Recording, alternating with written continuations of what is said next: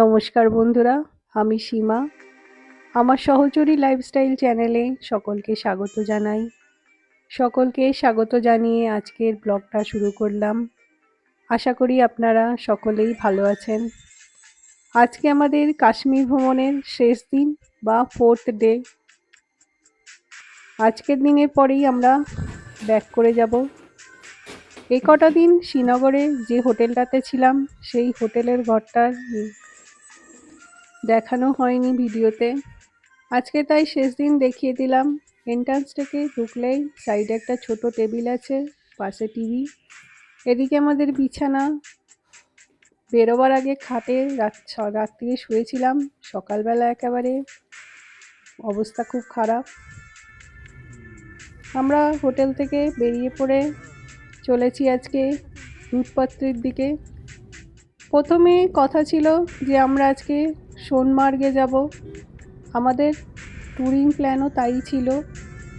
কিন্তু সোনমার্গের ওদিকে প্রচণ্ড বরফ পড়েছে, বিশেষ করে ওখানকার স্পেশাল যে দুটো জায়গা, ফেজিয়াস গ্লেশিয়ার আর 0 পয়েন্ট, সে দুটো জায়গায় এখন পুরোই বন্ধ। তো এই জন্য আমাদের ড্রাইভার আমাদেরকে দুধপাত্রি যাবার অফার করেছিল, তো আমরাও দুধপাত্রিতেই। দুধপাত্রি জায়গাটাও ভীষণ ভালো, ওখানে একটাও ছোট রিভারও আছে, শালিগ্রাম নাম তার।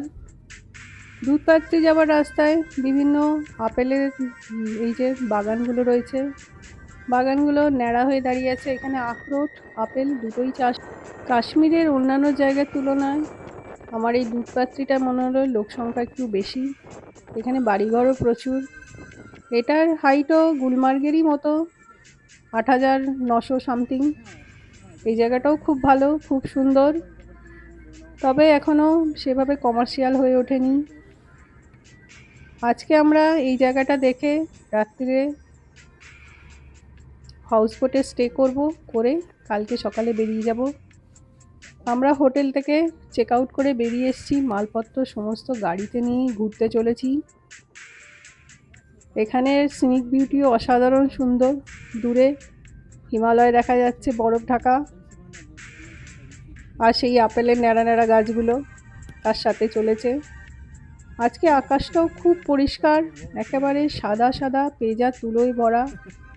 এখন সকালে টেম্পারেচার কিন্তু প্রায় মাইনাসের কাছাকাছি।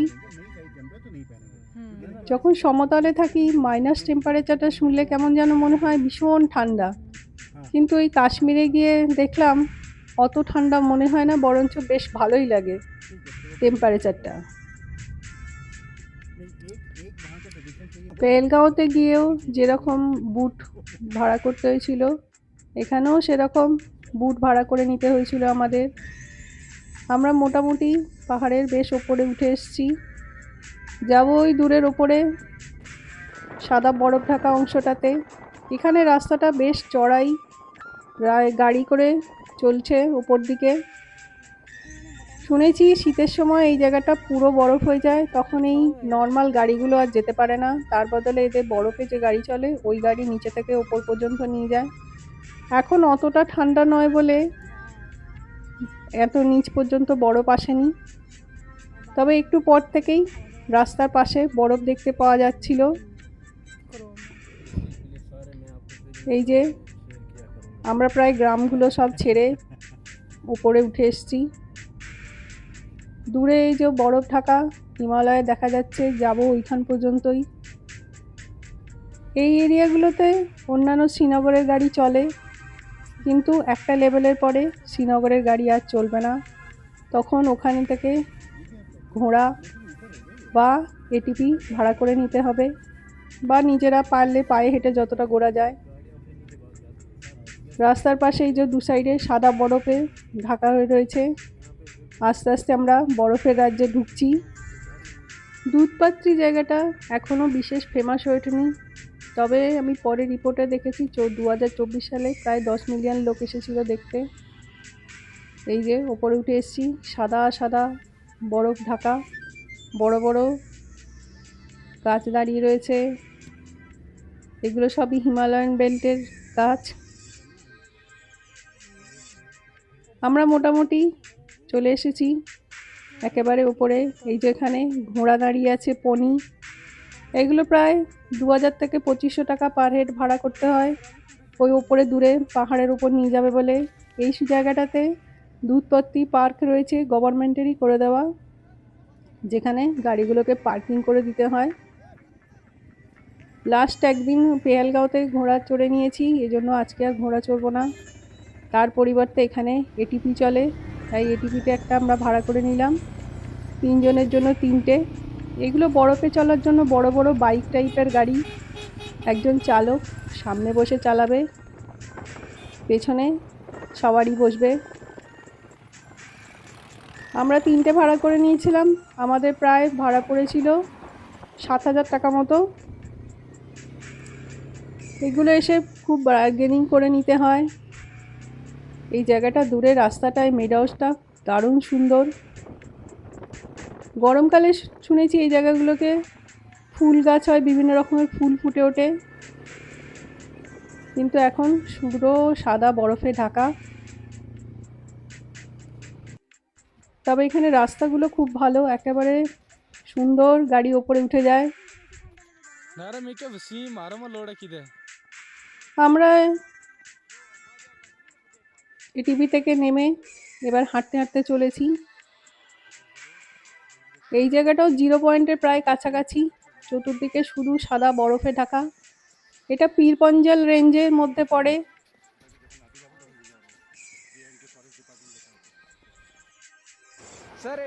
এখানে নিচে একটা নদী রয়েছে, নদীটা হচ্ছে শালিগ্রাম নদী। নদী থেকে এই গ্লেসিয়ারেরই জল চলেছে। শ্রীনগরে শিকারায় বসে একটা এখানকার কাশ্মীরি ড্রেস পরে ছবি তোলার খুব ইচ্ছা ছিল, কিন্তু এমন রেট বলছিল তার জন্য ওটা আমরা করতে পারিনি। কিন্তু এখানে এসে দেখলাম 1000 টাকা দিলে রিল বানিয়ে দিচ্ছে আর কাশ্মীরি পোশাক পরা বিভিন্ন ছবি তুলে দিচ্ছে। তো আমি আমার হাজব্যান্ড একটা রিল বানিয়েছিলাম, আর আমার মেয়ের একটা রিল বানিয়েছিল, আর তার সাথে কিছু ছবি তুলেছিলাম এই কাশ্মীরি পোশাক পরে। এখানে কাশ্মীরি পোশাক পরে আমরা ছবিও তুলছি আর বরফ ছুঁড়ে খেলছি। এই যে শালিগঙ্গা নদী, নদীর জলটা ভীষণ ঠান্ডা, আর তাতে এই পাথরের ওপর দিয়ে যাচ্ছে বলে এটা ভীষণ স্লিপারি। আমরা একটা গাইড ছেলেকে ভাড়া করেছিলাম, কেন এখানে বরফের মধ্যে দিয়ে হাঁটতে গেলে একটা গাইড ভাড়া করা খুব প্রয়োজন, নয়তো বারবার পড়ে যাবে। একমাত্র ওরাই পারে ওই হাঁটিয়ে হাঁটিয়ে নিয়ে যেতে ধরে ধরে। এখানে আমার হাজব্যান্ড ওই ছেলেটার সাহায্যে নদীর মধ্যে নিচে নেমে গেছে, গিয়ে বসে আছে। ওপর থেকে আমি ভিডিও করছি। আমিও এখানে নেমেছিলাম, আমার মেয়েও নেমেছিল, সবাই আমরা একবার করে নেমেছি। দূর থেকে নদীটা আসছে ওপর থেকে বয়ে বয়ে, চারপাশের দৃশ্য অসম্ভব সুন্দর। লাস্টবারের মতো এই সুন্দর দৃশ্যকে ক্যামেরাবন্দি করে নিয়েছি। আজকেই বেরিয়ে যাব, জানি না নেক্সট কবে, কাশ্মীর হোক বা অন্য কোনো জায়গা, সিমলা, কুলু মানালি এসব জায়গাও হতে পারে, আসবো, বরফ দেখবো। তাই লাস্ট দিনে শেষবারের মতো 2 চোখ ভরে নিজেও দেখছি আর সেগুলোকে ক্যামেরাবন্দি করছি। সোনমার্গে যাওয়া হয়নি ঠিকই, কিন্তু এখানে এসেও দারুণ মজা করেছি। এই জায়গাটা শ্রীনগর থেকে প্রায় 40 কিলোমিটার দূরে, সোনমার্গ এখান থেকে 80 কিলোমিটার দূরে শ্রীনগর থেকে। আমার হাজব্যান্ড নিচে রিভার থেকে উঠে আসার পরে আমি ওই লোকটার হাত ধরে নিচে নেমেছিলাম। একবার একটু নড়াচড়া করে জল ঘাঁটতে গিয়ে পড়েই যাচ্ছিলাম। জল যা ঠান্ডা, এখানে পড়ে গেলে আর দেখতে হবে না, ঠান্ডা লেগে জ্বর হয়ে যাওয়া একদম নিশ্চিত। আমার মেয়ে তারপর লাস্টে নেমেছিল, সাহস করে একটু প্রথমে নামতে চাইছিল না, ভয় পাচ্ছিল। হাতের কাছে যতক্ষণ বরফ পাওয়া গেছে, সে আমার হাজব্যান্ড হোক, আমি, মেয়ে, সবাই আমরা খালি ছুঁড়ে ছুঁড়ে খেলেছি। বরফ নিয়ে খেলতে ভীষণ ভালো লাগে।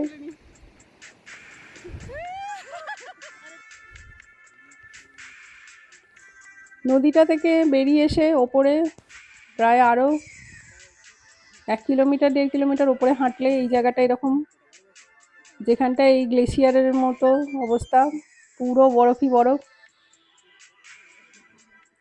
দূর থেকে এটাকে ছবিতে সমতল মনে হলো, এটা মোটেই সমতল না, এটা পুরো ঢালান, ওপর দিকে ওপরে উঠে গেছে, সব মানুষই ওপরে এসছে। এখানে বরফের ডেপও অনেক বেশি। এখানে মানে যে জায়গাটাতে শুধুমাত্র ঘোরা যাচ্ছে সেখান দিয়ে পায়ে পায়ে আস্তে আস্তে গেলে তবেই যাওয়া যাচ্ছে। সাইডে এপাশ ওপাশ হয়ে গেলেই এক হাঁটু গর্ত ঢুকে যাচ্ছে পা।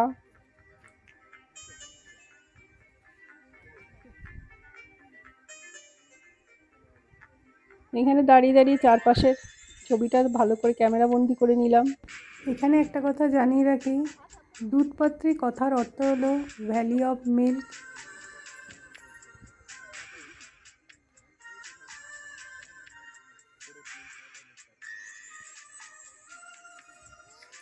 এরপর ফেরত যাবার পালা।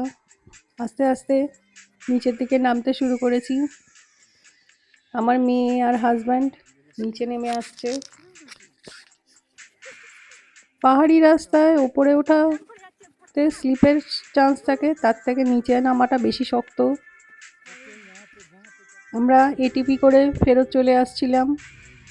এটিপি যখন ওপরে ছেড়ে দেয় তখন একটা টাইম বেঁধে দেয়, প্রায় 2 ঘন্টা। 2 ঘন্টার মধ্যে ওই ওপরে পাহাড় থেকে হেঁটে নিচে নেমে আসতে হবে, তারপরে এই এটিপি ধরে গাড়ি স্ট্যান্ডে পৌঁছে যেতে হবে।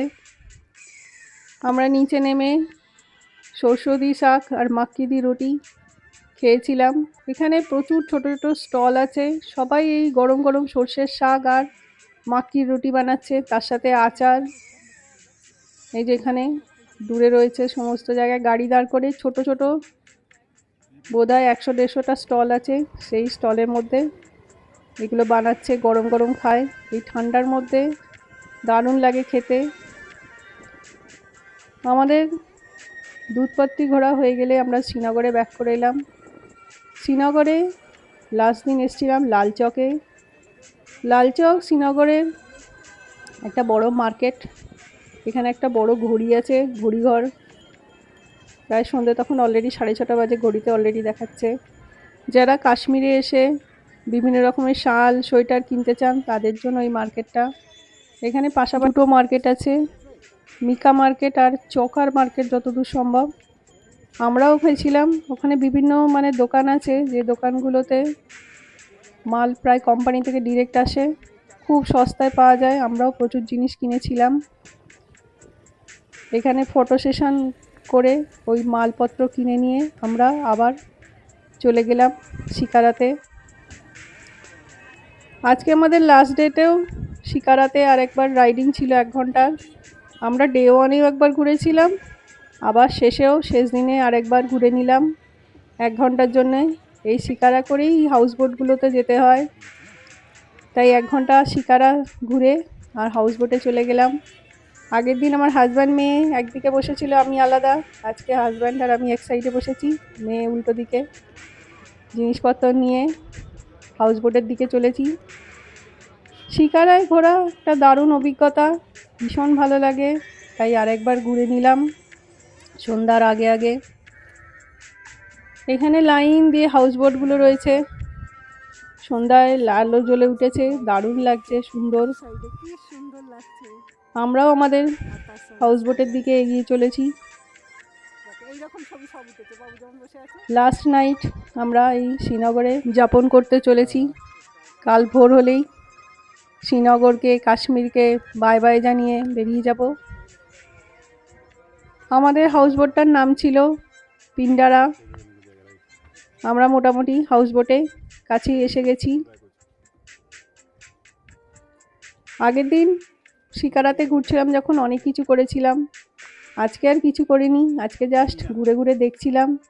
আমাদের কেনা কাটা সমস্ত কিছু হয়ে গেছে, যা যা কাশ্মীরে এসে করবো ভেবেছিলাম সবই মোটামুটি কমপ্লিট করে ফেলেছি।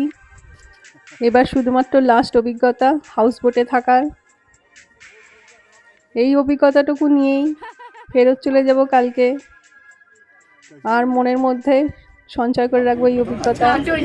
আমরা হোটেল হাউস বোটে এসে পৌঁছে গেছি। আমাদের হাউস বোটের নাম হচ্ছে পিন্ডোরা। তো এই যে প্রথমে ঢুকতে এন্ট্রান্স, হ্যাঁ, উপরে সুন্দর ঝাড়বাতি ঝুলছে। এখানে এটা প্রথমে বসার ড্রয়িং রুম, চারপাশটার সাজসজ্জা দারুণ সুন্দর।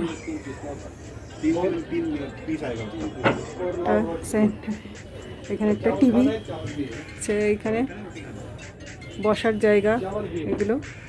এখানে একটা সেন্টার টেবিল এবং একটা ফুলদানি দেওয়া আছে।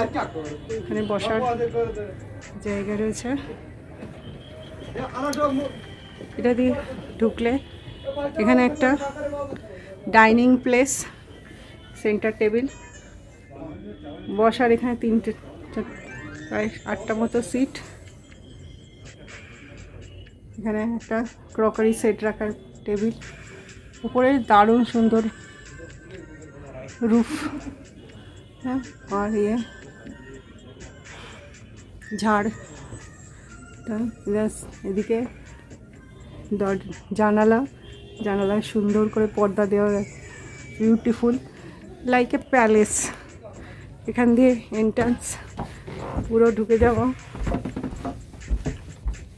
সুন্দর করে সাজানো রয়েছে রুফগুলো আর লাইট, চতুর্দিকে পর্দা দিয়ে অত্যন্ত সুন্দর।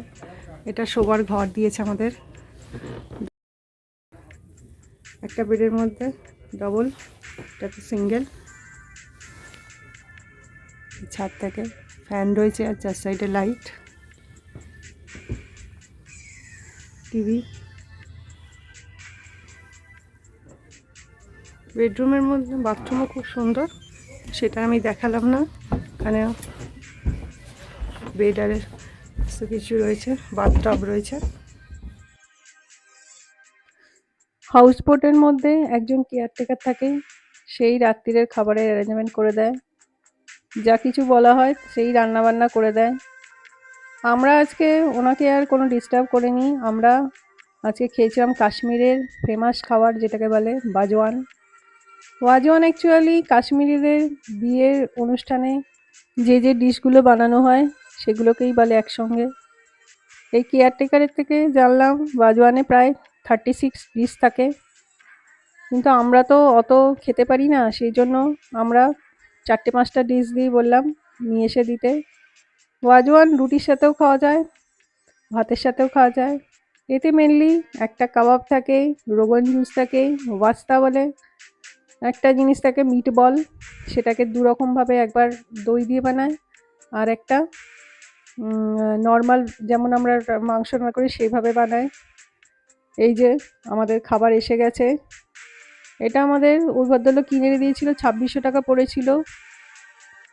যে কোনো বড় হোটেলে গিয়ে, বিশেষ করে ওখানে একটা বিশেষ মোগলাই দরবার বলে একটা বড় হোটেল আছে, যেটাতে বসে খেলে প্রায় 4500 টাকা মতো পড়ে। মিনি বাজওয়ানও পাওয়া যায়, আমরা মিনি বাজওয়ানই নিয়েছিলাম। আমরা ভাতের বদলে রাত্রিবেলা বলে রুটি নিয়েছি। এই রুটি, কাবাব, রোগন জুস আর মিট বল। এখানকার বাজওয়ানের টেস্ট দারুণ সুন্দর। খেতে খেতে আমাদের ভিডিওটা শেষ করলাম। এখানেই আমার কাশ্মীরের সফরও শেষ করলাম। আশা করি আমার ভিডিওগুলো আপনাদের ভালো লেগেছে। ভালো লেগে থাকলে লাইক, শেয়ার, সাবস্ক্রাইব করে নেবেন। নমস্কার। যেতে যেতে আমার মেয়ের একটা রিল আছে, সেটাই দেখাতে দিলাম। আশা করছি আবার পরের ভিডিওতে দেখা হচ্ছে। নমস্কার।